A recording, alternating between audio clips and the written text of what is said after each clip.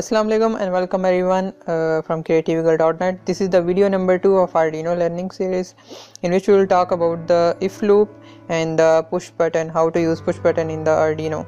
So let's move toward the code. So if we talk about the code, then there are three variables which I have declared, and these are integers. First one is the LED is equal to 10. 10 is the pin number. We will connect an LED to pin number 10. Then integer button, we will connect a button, push button, to pin number 7, digital pin 7.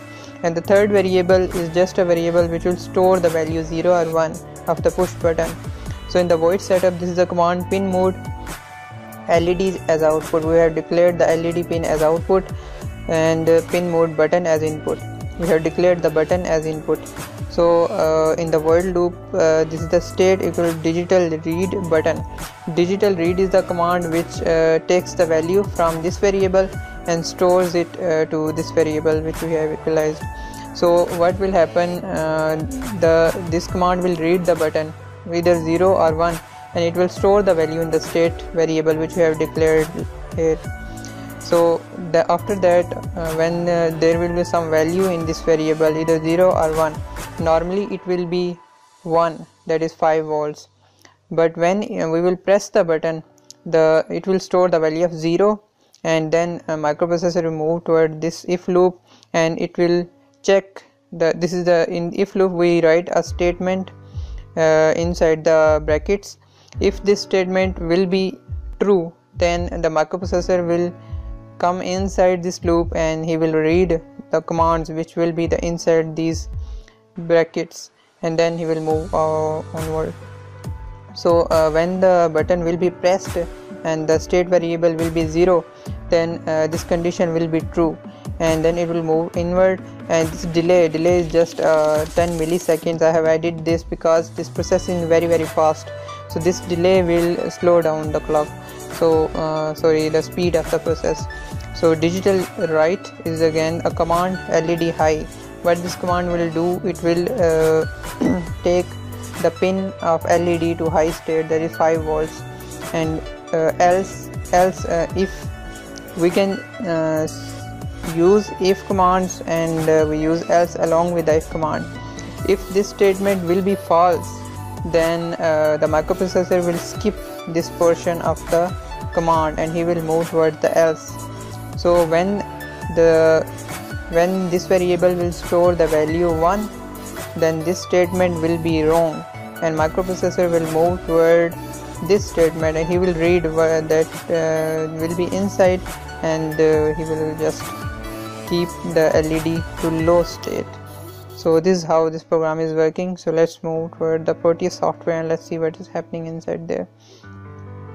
So this is the circuit diagram, and I am using Arduino Mega, and I have connected to a push button with the pin number 7, another side of the push button to the ground, and this is a pull up resistor of 10 kilo ohm resistor. This is a important question, why have you used this pull up resistor. What it does, if we do not use this resistor, then what will happen, then this pin will go in the floating state between the 0 and 1. So the Arduino will confuse whether this pin is 0 or 1. So we use this pull up resistor. What it does, it places, or it gives 5 volts to this pin, and the Arduino reads it as a 1. When we press the button, then a ground or 0 voltages are read by the Arduino. So I have connected the LED with the pin number 10, a resistor of 470 ohm, and then an LED with the ground.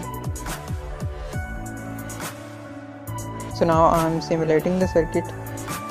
When I press the button, then LED turns on. Now you can see this is not connected, this is in open state. So now the pull up resistor is giving 5 volts to this pin, and Arduino is reading it as 1. When I press the button, then the ground voltages or negative voltages come here, and this is read by 0 by the Arduino, and the LEDs lights up. So this is how this circuit is working.